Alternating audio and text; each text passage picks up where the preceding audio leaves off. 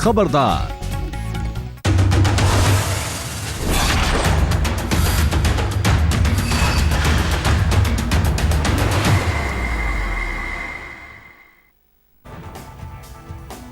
नमस्कार, आप देख रहे हैं आज तक। आपके साथ मैं हूं सईद अंसारी। स्वागत है आपका खबरदार में। वहां बर्फ की कम से कम 10 फीट मोटी चादर है। वहां तापमान 0 से 20 डिग्री नीचे है। वहां ठंड ऐसी पड़ती है कि हड्डियां कांप जाएं। लेकिन इतना सब कुछ विपरीत होते हुए भी हमारे जवान वहां पर मुस्तैद हैं, ताकि कोई आतंकवादी अपने नापाक मंसूबों को अंजाम देने के लिए सीमा पार से घुसपैठ न कर सके। गणतंत्र दिवस से पहले देश भर में हाई अलर्ट जारी किया गया है और एलओसी पर चौकसी बढ़ा दी गई है। एलओसी से हमारे संवाददाता अशरफ वानी की ये विशेष रिपोर्ट।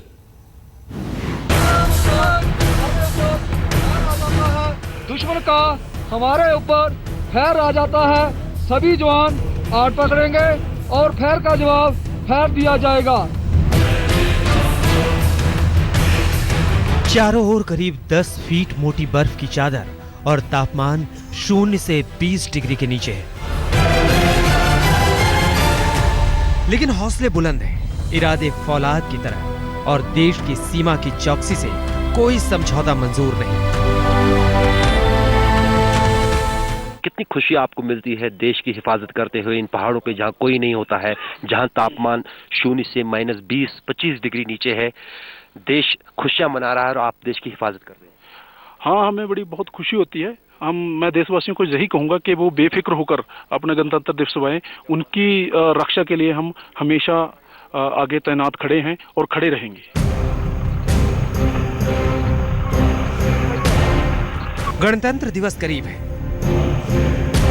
आतंकियों के घुसपैठ की खुफिया सूचना है, लिहाजा एलओसी पर हमारे जवान पूरी तरह चौकस हैं। हाथों में अत्याधुनिक हथियार हैं और आंखें जमी हुई हैं।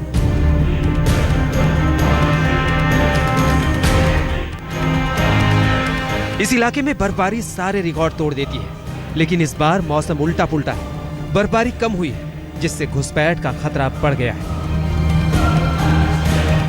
नियंत्रण रेखा पर यह इलाका सबसे ज्यादा बर्फ से ढका रहता है।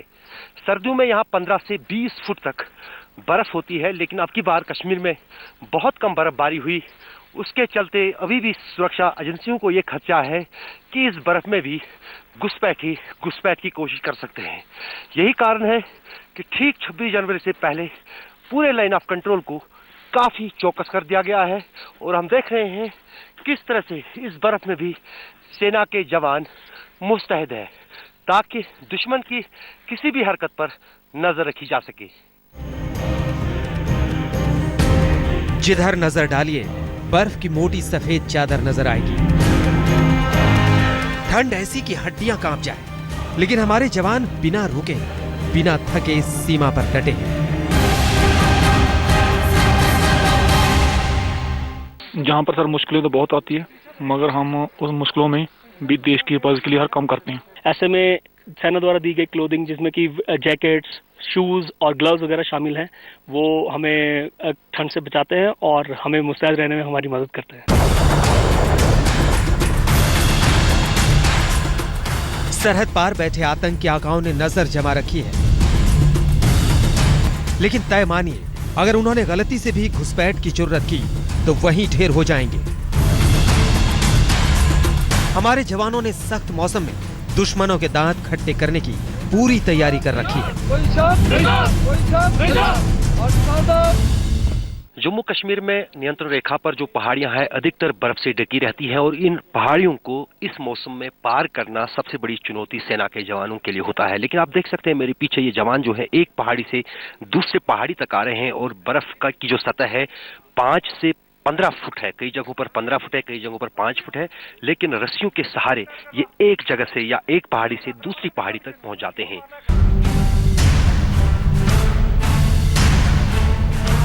सीमा पर बर्फ से ढकी पहाड़ियां तो हैं, घने जंगल भी हैं, लेकिन आतंकी वहां से घुसपैठ नहीं कर सकते। हमारी सेना की खास टुकड़ी ने जंगलों में अपनी पैनी नजरें टिका रखी हैं। एम्बुश यानी जो घातक पार्टियां होती है सेना की, वो जगह जगह पर जंगलों में तैनात रहती है, चाहे साल का कोई भी मौसम हो, ताकि दुश्मन की किसी भी कोशिश को नाकाम बनाया जा सके। घने जंगल हो या बर्फ की मोटी चादर से ढकी पहाड़ियां, हमारे जवान जाग रहे हैं ताकि छिपकर आने वाले दुश्मनों की हर साजिश नाकाम हो। हमारे जवान चौकस हैं ताकि आतंक के सौदागरों का कोई भी प्लान कामयाब ना हो। अशरफ वानी, गुलमर्ग, आज तक।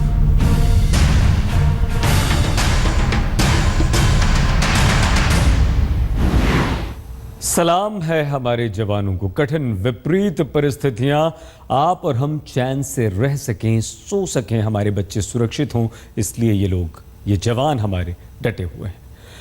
कश्मीर से कन्याकुमारी तक और असम से गुजरात तक पूरा देश चौकन्ना है, लेकिन सबसे ज्यादा मुस्तैदी देश की राजधानी दिल्ली में है। गणतंत्र दिवस पर देश की शक्ति का प्रदर्शन दिल्ली में होना है। खुफिया एजेंसियों ने आतंकवादी हमले का अलर्ट जारी किया है, जिसके बाद दिल्ली के चप्पे चप्पे पर सुरक्षाकर्मी तैनात हैं और हर आने जाने वाले पर कड़ी नजर रख रहे हैं।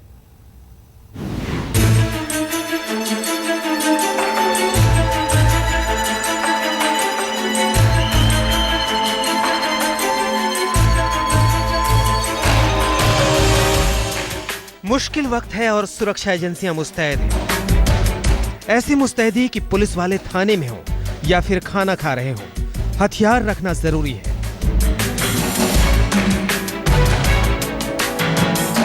इस वक्त हम खड़े हैं दिल्ली पुलिस के एक थाने की मैस में, बल्कि जहां पर इस वक्त आप देख सकते हैं पुलिस स्टाफ खाना खा रहा है। यूँ तो रोज़मर्रा की तरह इसी मैस में खाना खाते हैं, लेकिन आज कुछ अलग बात है। इस वक्त आप देख सकते हैं सभी बावर्दी हैं और सभी ने अपने साथ हथियार लगा रखा है।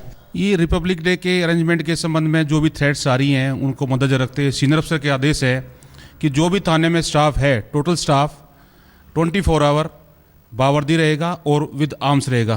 किसी भी तरह की कोई सिचुएशन हो उसको हैंडल करने के लिए तमाम स्टाफ अलर्ट पर रहेगा। राजधानी दिल्ली हाई अलर्ट पर है। चप्पे चप्पे पर जवान तैनात हैं और हर आने जाने वाले पर नजर टिकी है। इस वक्त हम दिल्ली नोएडा बॉर्डर पर तैनात हैं। आप देख सकते हैं दिल्ली पुलिस यहाँ इस वाहन की चेकिंग कर रही है। ऐसी तमाम बॉर्डर्स पर चेकिंग की जा रही है और यहाँ आप देख सकते हैं कि दिल्ली नोएडा बॉर्डर पर ईगल कमांडोज अपनी पोजीशन लेकर खड़े हुए हैं और बाकायदा हर नापाक हरकत से निपटने के लिए वो तैयार हैं।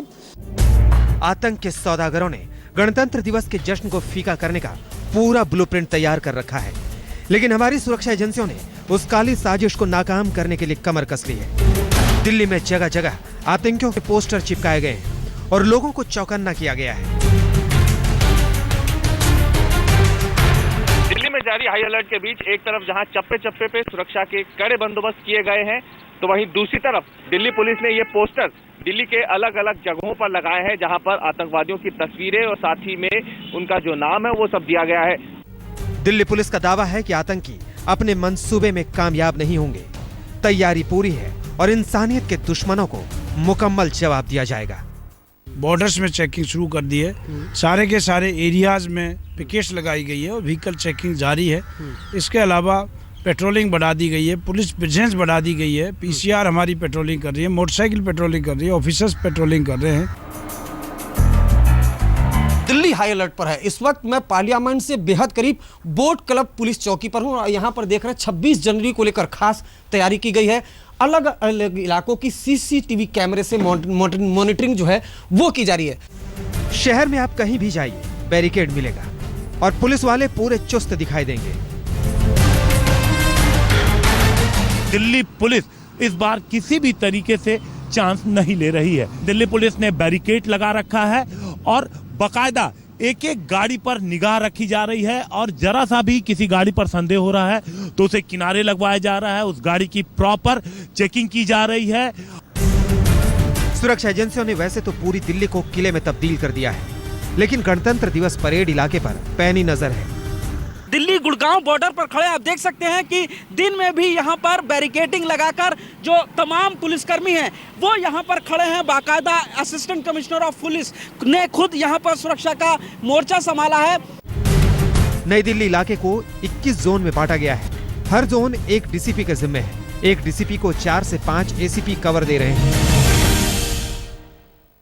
तकरीबन 30,000 से ज़्यादा पुलिसकर्मी इस पूरे सुरक्षा व्यवस्था को संभाले हुए हैं। इतना ही नहीं, बोरियों का बंकर भी बनाया गया है, जिसमें दिल्ली पुलिस के साथ साथ इस कड़ाके की ठंड में सुरक्षा इंतजामों को और मुस्तैद बना रहे हैं आर्मी के जवान।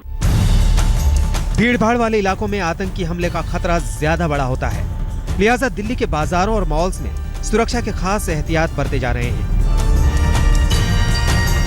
पुलिस की जो नाकेबंदी आप देख सकते हैं, हर आती हुई गाड़ी को यहाँ पर रोकता, अगर उस पर शक की सुई अटक रही है तो उसको रोककर उसकी चेकिंग की जा रही है, पूछताछ की जा रही है। रेलवे स्टेशनों पर भी सुरक्षा चाक चौबंद है, आने जाने वालों की कड़ी तलाशी हो रही है। अगर रेलवे स्टेशन की बात करें तो रेलवे स्टेशन वो जगह होती हैं जहां पर ज़्यादा भीड़ आती है, तो कहीं ना कहीं इसको लेकर पहले से अलर्ट रहता है और हर एक संदिग्ध चीज पर नजर रखी जा रही है। बस अड्डों पर भी सुरक्षा एजेंसियां चौकन्नी हैं। दिल्ली आने और दिल्ली से जाने वाले मुसाफिरों पर कड़ी नजर है। बसों में भी कड़ी चेकिंग की जा रही है।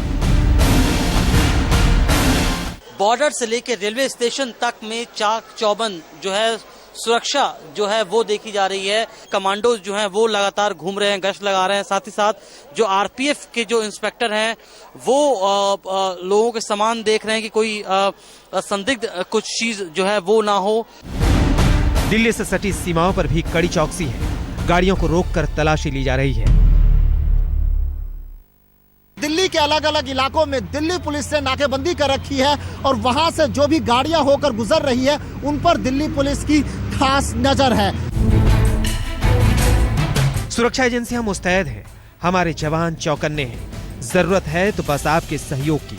आप भी सावधान रहिए, आतंकियों के मंसूबे अपने आप नाकाम हो जाएंगे। आज तक ब्यूरो। दिल्ली में चप्पे चप्पे पर पुलिस तैनात है और दिल्ली ही क्या देश भर में सुरक्षा अलर्ट है। इस बीच सुरक्षा एजेंसियों ने नापाक साजिश की तैयारी कर रहे कई संदिग्धों को दबोचा भी है।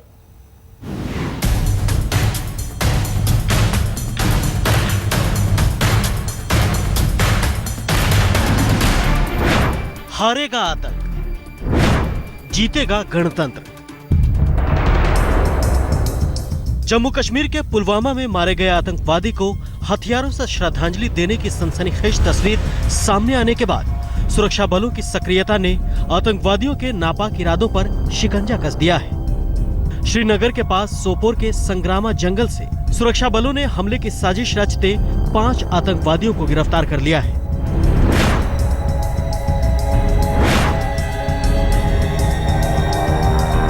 गिरफ्तार आतंकियों के रिश्ते हरकत उल मुजाहिदीन से बताए गए हैं, जिनसे पूछताछ में खुलासा हुआ है कि चारों कुछ अन्य आतंकियों के साथ घाटी के आसपास बड़ी आतंकी वारदात की तैयारी में जुटे थे।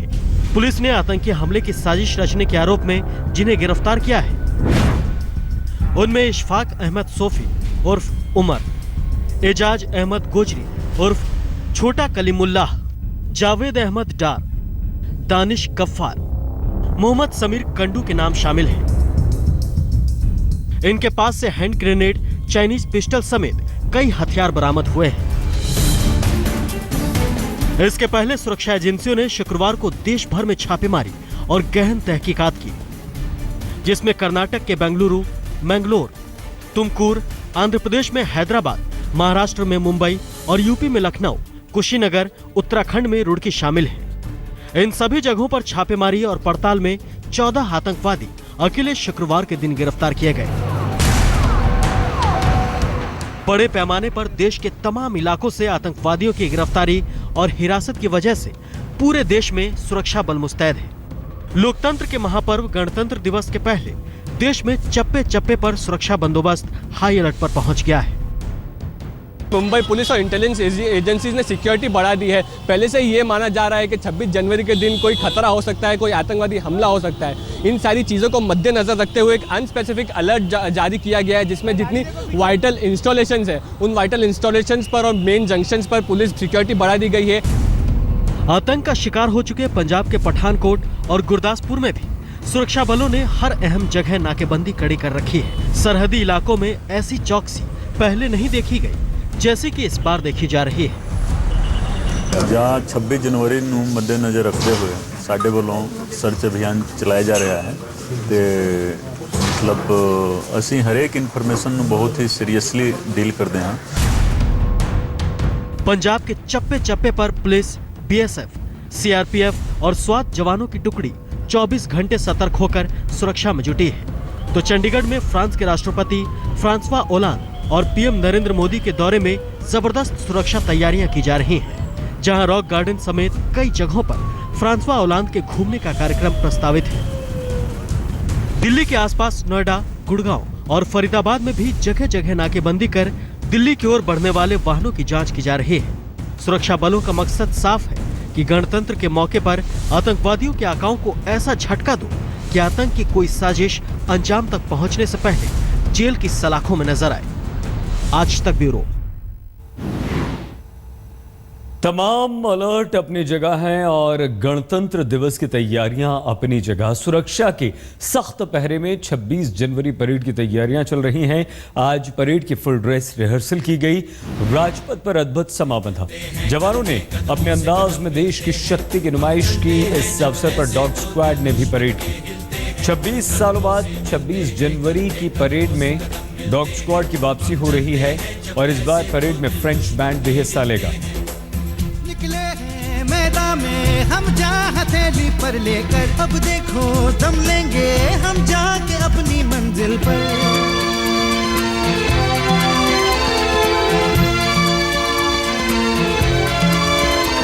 खतरों से हंस के खेलना, इतनी तो हमें हिम्मत है।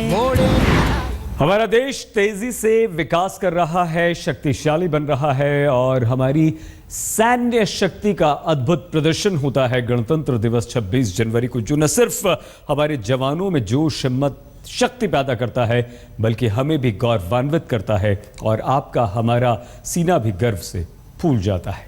रुख अगली खबर का।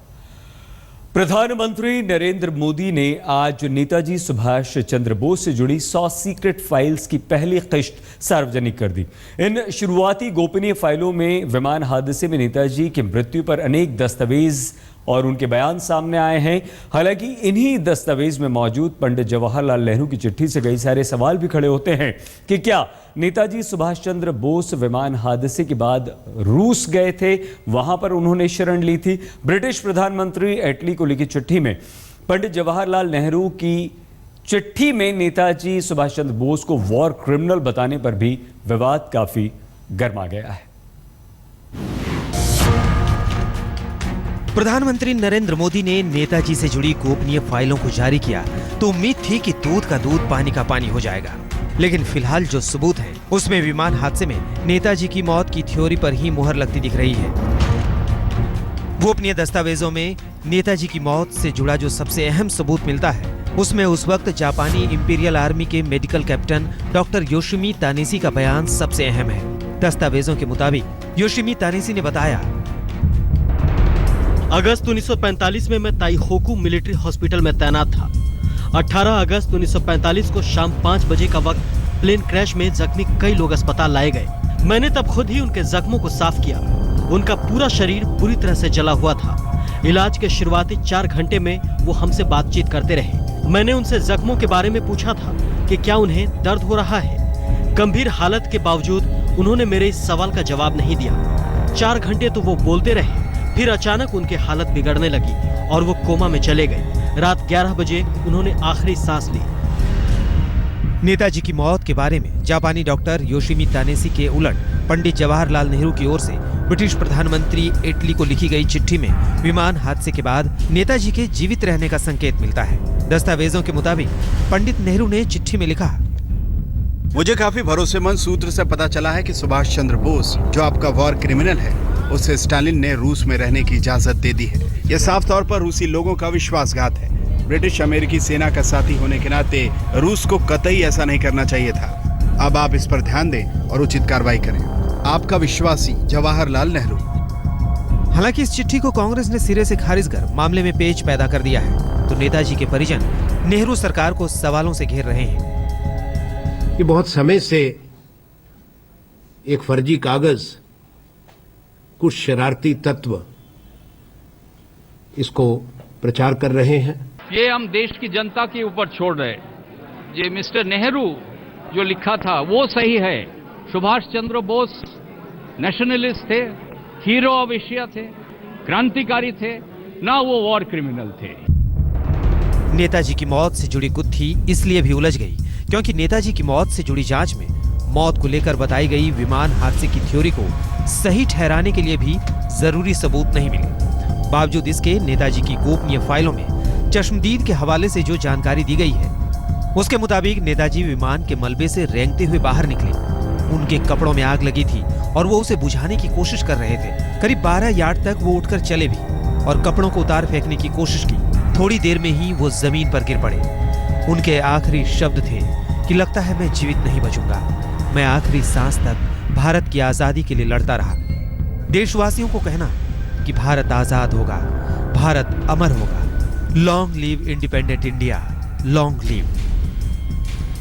अब सवाल है कि नेताजी की मौत पर जापान आर्मी से जुड़े अफसरों की थ्योरी सही है या फिर खुफिया हवाले से नेहरू जी को मिली जानकारी सही है। तो सस्पेंस कायम है जब तक कि सभी फाइलों से सच बाहर नहीं आता। हिमांशु मिश्रा के साथ संजय शर्मा, दिल्ली आज तक। नेताजी सुभाष चंद्र बोस से जुड़ी सीक्रेट फाइल्स में पंडित जवाहरलाल नेहरू की ओर से 1956 में शाहनवाज कमीशन को चिट्ठी लिखी मिली। उसमें लिखा था अगर नेताजी भारत में जीवित होते तो भी उन्हें विदेशी शक्तियों के हवाले नहीं किया जा सकता। उनके युद्ध अपराधी होने का तो सवाल ही नहीं उठता। नेताजी भारतीय थे और अगर कोई गैर भारतीय भी देश में शरण लेता है तो उसे विदेशी शक्तियों के हवाले करने की बात नहीं सोची जा सकती। खबरदार में आज के लिए बस इतना ही। आप कीजिए बस थोड़ा सा इंतजार, विशेष लेकर हम बस कुछ ही पलों में होते हैं हाजिर। आप बने रहिए हमारे साथ, देखते रहिए आज तक।